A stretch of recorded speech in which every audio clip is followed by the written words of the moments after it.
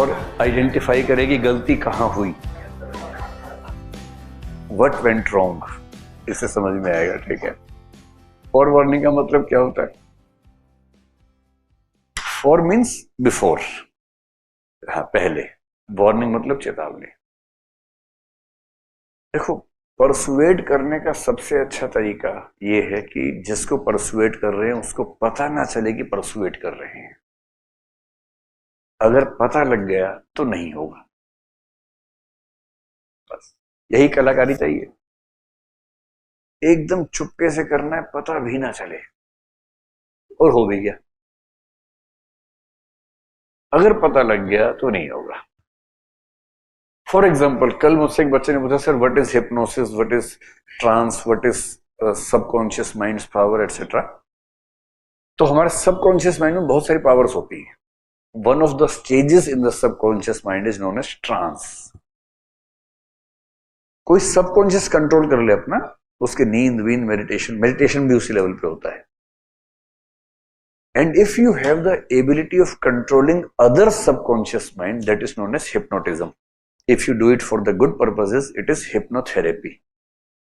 And technically it's known as hypnosis, which is a science. I have been a witness to it. I have, मतलब मैंने वो भी सीखा था एक बार, पर कभी किया नहीं, सीखा था 20-22 साल पहले, शौक में।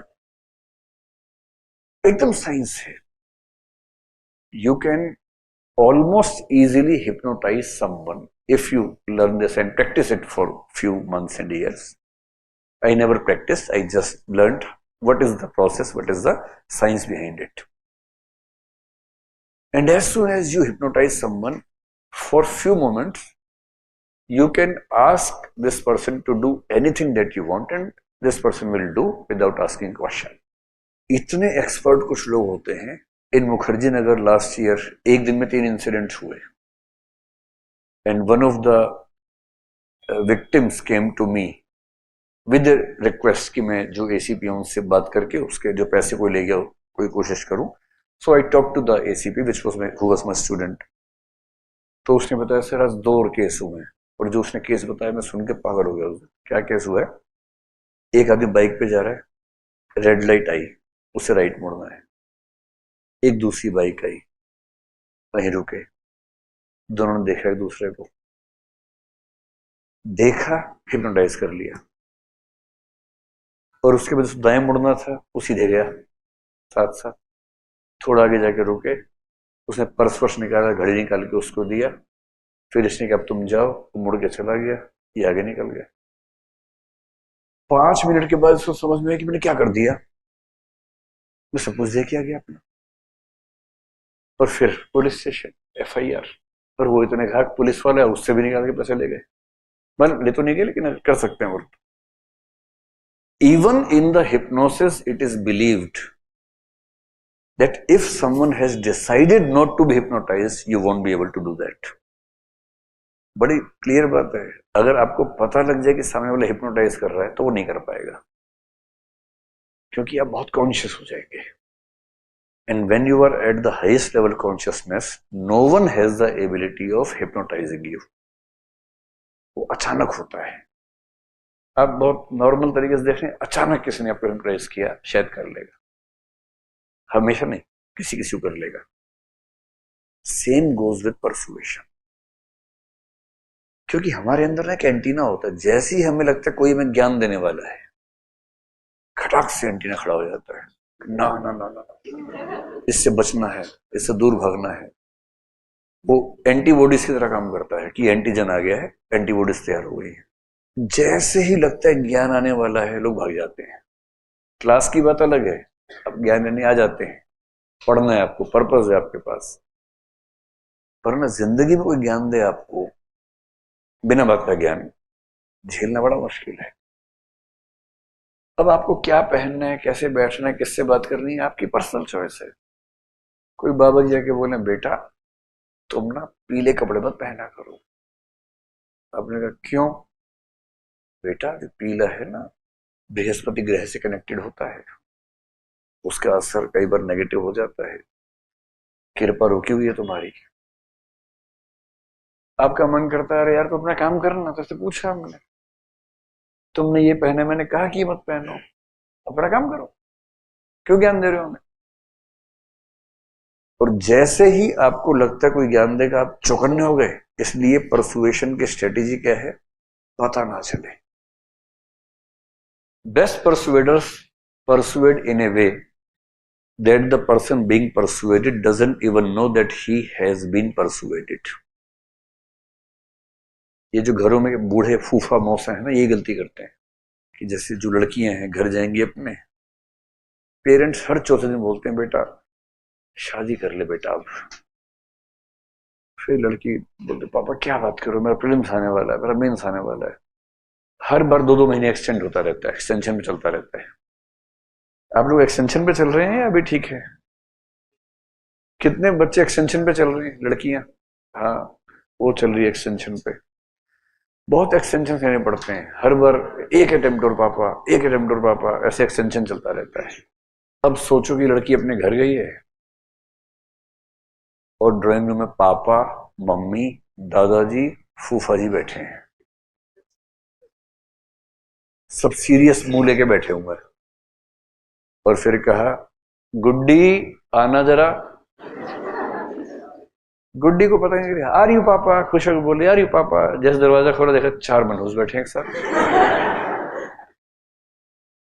अब वहां तक आते आते वो समझ चुकी है कि क्या होने वाला है, और अब वो आ नहीं रही है। अब वो काउंटर आर्गुमेंट्स तैयार कर रही है दिमाग में कि ये क्या बोलेंगे तो मुझे क्या बोलना है, कैसे बचना है इस चक्रव्यूह से, अभिमन्यु को कैसे बचना है, ये सोचते हुए आ रही है। अब इतनी तैयार है ये कि whatever the amount of your intensity is about persuading, you won't be able to succeed because she is already loaded with the counter arguments. इसलिए हमेशा ध्यान रखना, जब भी किसी को अप्रोच करना हो उसको पता ना चले। बाई चांस वहां मिल जाना है जहां वो मिलेगा, है ना? ये नहीं कि पता लगे प्लानिंग है, बाई चांस। ये नहीं कि रोज से घर के बाहर बैठे हुए हैं मंदिर की तरह, रोज मत्था टेकने आते जाते, उससे रिएक्टेंस हो जाती है। कैसा चिपकू टाइप का इंसान है, चिपकू किसी को पसंद नहीं आता है। और प्लानिंग कर करके रोज पीछे घर तक छोड़ के आ रहे हैं, फिर सुबह सुबह घर से लेके आ रहे हैं साथ साथ। इससे कोई प्रभावित नहीं होता है। इससे मैक्सिमम चौकीदार की नौकरी मिल सकती है, उससे ऊपर नहीं मिल सकती। एक चीज हमेशा ध्यान रखना है कि इग्नोर करने की कला विकसित कर लीजिए। देखिए इस जिंदगी में इतने तनाव है, पहले बहुत तनाव है, तनावों को आमंत्रित मत कीजिए। इतने मोर्चे पहले खुले हैं और मोर्चे मत खोलिए अपनी तरफ से। तैयारी पर फोकस कीजिए, जो जरूरी है जिंदगी में वो सब करते रहिए। अनावश्यक युद्ध मत लड़िए और अपनी इमोशनल स्ट्रेंथ को बचा के रखना है। वो तभी होगा जब आप बहुत सारी चीजों को इग्नोर कर सकें। कोई आपका मजाक बना रहा है, क्लास में किसी ने कुछ बोल दिया, लड़ना नहीं है, इग्नोर करना है। आप किसी को पसंद करते हैं मान लीजिए, और उसने किसी और को पसंद कर लिया, तो ये नहीं कि तेजाब की बोतल खरीद के घूम रहे हैं उसके पीछे पीछे। ये तमाशा नहीं करना है, ये गधेपन का चरम लक्षण है। जीवन में सीखने के लिए बहुत जरूरी चीज है ये सीखना कि मुझे रिजेक्ट किया जा सकता है। रिजेक्शन को सीखना बहुत जरूरी है। मैं तो कहता हूं बच्चों से भी जो मेरे आसपास हैं कि एक बार रिजेक्शन मिलना बहुत जरूरी है भाई। तुम किसी भी लट्टू बने बने घूमो, उसको बोलो और वो कहे कि I am not interested in you, ये झेलना बहुत जरूरी है। इससे आदमी के पैर जमीन पे रहते हैं। लेकिन इस वजह से रिजेक्ट मत करना दूसरों को कि मैं तो सिखा रही हूं, मैं तो सिखा रहा हूं, ऐसे नहीं है। वो तो अपना फैसला अपने हिसाब से करना चाहिए। लेकिन रिजेक्शन का दर्द, और उस दर्द को, अब जैसे किसी ने रिजेक्ट किया, आपके पास 3 तरीके हैं। एक तरीका है आप कहें कि छोड़ूंगा नहीं, अब मैं रात दिन तेरे बारे में ही सोचूंगा, अब मैं सुबह अपने घर से उसी टाइम निकलूंगा जब तू निकलेगी या तू निकलेगा, वहीं जाऊंगा जहां जहां तू जाएगी या जाएगा। मैं तेरा बॉडीगार्ड हूं, अब से सुबह तेरे पीछे पीछे आऊंगा, शाम तक पीछे पीछे घूमूंगा, क्योंकि मैं बेरोजगार हूं और मेरे दिमाग में इतनी आजादी नहीं है कि मैं कुछ और सोच सकूं जीवन में। मैं तुम्हारा बंधुआ मजदूर हूं, मैं तुम्हारा गुलाम हूं, मैं तुम्हारा स्लेव हूं। और ऐसे ही मूर्खों ने ऐसे गीत लिखे, जो तुमको हो पसंद वही बात कहेंगे, तुम दिन को अगर रात कहो रात कहेंगे। अजीब बात है भाई, तुम दिन को रात कहो मैं भी रात, मैं गधा हूं कि मैं रात कहूंगा तुमको यार। वही साहिर वाली बात, ले दे के अपने पास एक नजर ही तो है, क्यों देखे जिंदगी को किसी की नजर से, हम अपनी नजर से देखेंगे, क्यों किसी के पीछे पागल होंगे। भाई आपको मुझे अच्छा लगा, आपने कहा, उसने मना कर दिया, बात खत्म हो गई।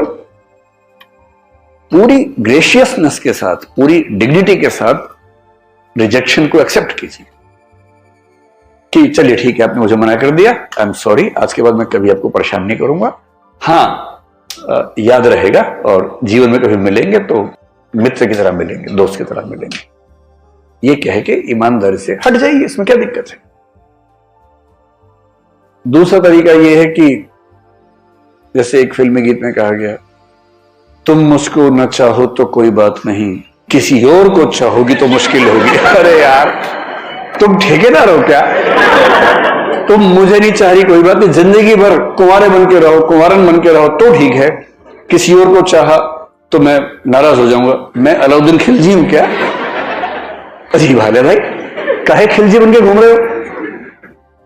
इससे अच्छा क्या है, चलिए कभी आप किसी और के साथ होंगे तो मैं बधाई देने के लिए आऊंगा। अगर आप सच में उससे प्रेम करते हैं, आप तो दरअसल खुद से प्रेम कर रहे थे, आप अपनी ईगो से बाहर निकल नहीं सकते। आप कह रहे कि मुझसे प्रेम नहीं करती, कोई बात नहीं, इतनी आजादी दे रहा हूं, किसी और से किया तो आंख निकाल दूंगा। ये आप इससे प्रेम कर रहे हैं, ये इसको वस्तु समझ के कब्जा करना चाह रहे हैं इसके ऊपर, आप ठेकेदार हैं इसके। ये ठेकेदारी अगर मन में आती हो, उसको मन से निकाल दीजिए, एक कायदे का इंसान बनिए। और सबसे अच्छा रास्ता है इग्नोर। किसी ने कहा कि मैं आपको पसंद नहीं करती हूं या नहीं करता हूं, आपने कहा ओके थैंक यू। उसने कहा थैंक यू क्यों? आपने कहा 4 रास्ते और खुल गए। अरे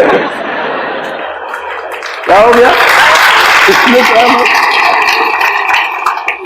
और एक बड़ा प्रसिद्ध शेर मेरे नाम से लोगों ने बहुत फैला दिया, तू नहीं कोई और सही। कोई और सही, मेरा नहीं है वो, मैं तो यहां से सुनता हूं वहां बोल देता हूं, मैं तो इतना ही करता हूं। इसका इस शेर के 2 फॉर्म्स हैं, एक फॉर्म दूसरा भी है।